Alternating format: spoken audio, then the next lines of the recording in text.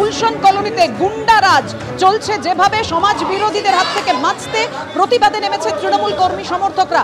কি দাবিতে এই মিছিল, সুদীপ্ত?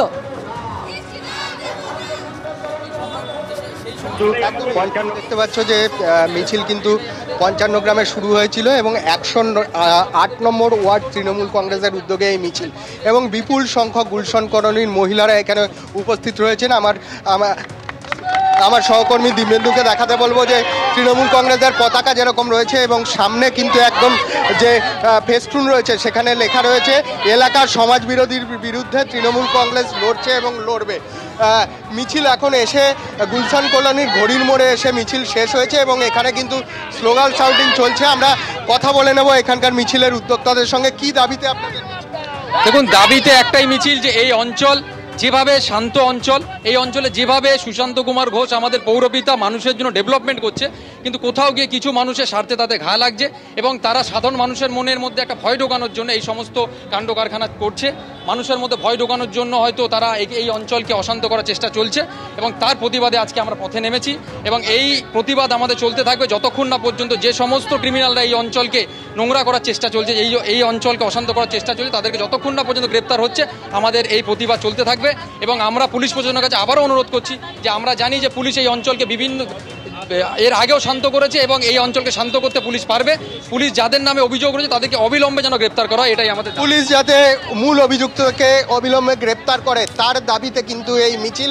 এবং আমরা দেখতে পাচ্ছি আমার সহকর্মী যারা গুন্ডারাজ চালাচ্ছে, মিনি ফিরোজ সহ অন্যান্য দুষ্কৃতীরা যারা রয়েছে, যে দাবিতে সরব হয়েছেন তৃণমূল কর্মী সমর্থকরা, তাদের অবিলম্বে ধরতে হবে, এই দাবিতে এই মিছিল। ধন্যবাদ তোমায় সুদীপ্ত। বেটিং অ্যাপ মামলায় মিমি চক্রবর্তী, প্রাক্তন তৃণমূল সাংসদ অভিনেত্রী মিমি চক্রবর্তীকে ডেকে পাঠিয়েছে ইডি, তাকে হাজিরা দিতে হবে। আপনাদের জানাবো যে এবার অভিনেত্রী ও যাদবপুরের প্রাক্তন তৃণমূল সাংসদ মিমি চক্রবর্তী বেটিং অ্যাপ মামলায় জিজ্ঞাসাবাদের জন্য ইডির সমন পেয়েছেন। 15ই সেপ্টেম্বর মিমি চক্রবর্তীকে জিজ্ঞাসাবাদের জন্য ডেকে পাঠিয়েছেন ইডির এনফোর্সমেন্ট ডিরেক্টরেটের আধিকারিকরা। 16ই সেপ্টেম্বর অভিনেত্রী উর্বশী রৌতেলাকে জিজ্ঞাসাবাদের জন্য তলব ইডির। দিল্লির সদর দপ্তরে মিমি উর্বশীকে তলব ইডির, এমনটাই সূত্রের খবর। বেটিং অ্যাপ মামলায় এর আগে অভিনেতা অঙ্কুশকে তলব করেছিল ইডি। অভিনেতা অঙ্কুশ হাজরাকে তলব করেছিল ইডি বেটিং অ্যাপ মামলায় এর আগে।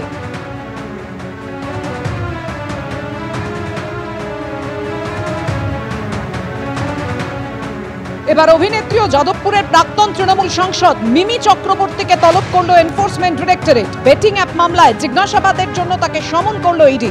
15ই সেপ্টেম্বর মিমি চক্রবর্তীকে জিজ্ঞাসাবাদের জন্য ডেকে পাঠিয়েছেন ইডির আধিকারিকরা। 16ই সেপ্টেম্বর অভিনেত্রী উর্বশী রৌতেলাকে তলব করা হয়েছে দিল্লির সদর দপ্তরে। অর্থাৎ কালকেই মিমি চক্রবর্তীকে জিজ্ঞাসাবাদের জন্য ডেকে পাঠিয়েছে ইডি। কাল যাদবপুরের প্রাক্তন তৃণমূল সাংসদকে তলব ইডির। এনফোর্সমেন্ট ডিরেক্টরেটের আধিকারিকরা জানতে চান এই বেটিং অ্যাপ মামলায় ঠিক কি কি প্রশ্ন, অবশ্যই তা আপনাদের সামনে রাখবো। জানিয়ে রাখি, আগামীকালই অভিনেত্রী ও যাদবপুরের প্রাক্তন তৃণমূল সাংসদ মিমি চক্রবর্তীকে তলব ইডির।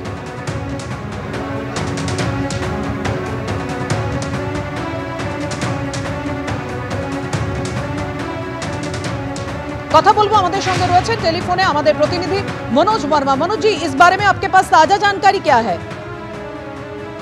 जी बिल्कुल, देखिए आपको बताना चाहूंगा, ये बैटिंग ऐप से जुड़ा मामला है। इसमें पहले भी कई सेलिब्रिटीज हों या फिर क्रिकेटर हों, उनको पूछताछ के लिए ईडी ने बुलाया है। और क्योंकि ये सेलिब्रिटीज और जो क्रिकेटर्स थे, उन्होंने जो ये बैटिंग ऐप है जो भारत के अंदर बैन है, उसकी प्रमोशन की थी, इसलिए इनको पूछताछ के लिए बुलाया जा रहा है। तो कल अगर मैं बात करूं तो 15 सितंबर को मिमी चक्रवर्ती को समन किया गया है। कल ईडी ने अपने दिल्ली हेडक्वार्टर में बुलाया है। इसके अलावा उर्वशी रौतेला को 16 तारीख को जो है पूछताछ के लिए बुलाया है। तो ये बैटिंग ऐप से जुड़ा हुआ मामला है। बैटिंग ऐप इलीगल तरीके से चलाई जा रही है और जितने भी सेलिब्रिटीज हैं या फिर इसके अलावा क्रिकेटर्स हैं, जो बड़ी हस्तियां हैं, वो इन बैटिंग ऐप्स की प्रमोशन करते हैं। और ईडी को कहीं ना कहीं ये लग रहा है कि जो प्रमोशन की जा रही है और उसके बदले एक मोटी रकम ली जाती है, उसी की जांच ईडी की टीम कर रही है।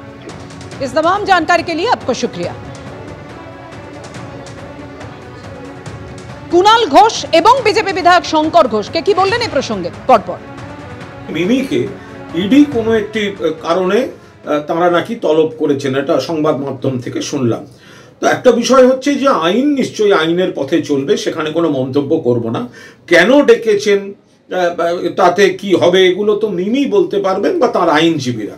কিন্তু দূর থেকে এইটুকু বলতে পারি যে এই বিজেপি তাদের কালিমালিপ্ত করতে নানা ধরনের এই সংগঠন গণসংগঠন এগুলোকে এখন কাজে লাগাচ্ছে। তো এইটুকু বলতে পারি যে এই রক্তবীজ 2 তার মুক্তি পাওয়ার মুখে মিমিকে একটা ভালো পাবলিসিটির ব্যবস্থা করে দিয়েছে ইডি। দুদিন বাদে দেখা যাবে মিমি নির্দোষ। এ তো রক্তবীজ 2 প্রমোশন, ইডি তো হেল্প করে দিল। তৃণমূল দলের অভ্যন্তরীণ পরিবেশটাই এরকম, এখানে দুর্নীতির বাস্তুতন্ত্রের সাথে যুক্ত যারা, তারা স্বাভাবিকভাবে বিভিন্ন সময় সে ইডি হোক সে সিবিআই হোক তাদের দ্বারা বিভিন্ন সময় কলফর হচ্ছে। দুর্ভাগ্যজনকভাবে হচ্ছে এরা হচ্ছে শাসক, আর শাসকের এই কুকীর্তি বা কীর্তি আপনি যাই বলুন না কেন, এর একটা সরাসরি প্রভাব পড়ছে সমাজে। আজকে পশ্চিমবঙ্গের যে সামাজিক যে অধঃপতন হয়েছে সেই দল, যার জন্য সেই দলটির নাম তৃণমূল কংগ্রেস এবং তাদের দলের জনপ্রতিনিধিদের এই ধরনের চেহারার কারণে।